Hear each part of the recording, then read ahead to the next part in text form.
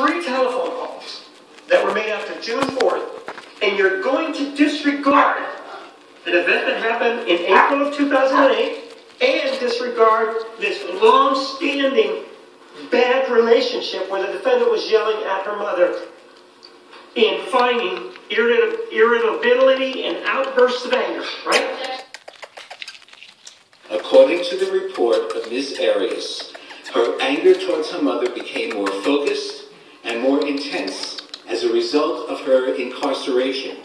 Now, we don't know for sure whether she was more angry because she was incarcerated or whether this was a reaction to the trauma that she suffered.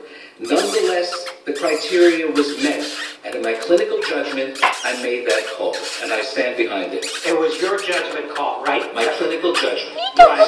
Even though you just admitted now that the irritability issue could be associated with her incarceration, right?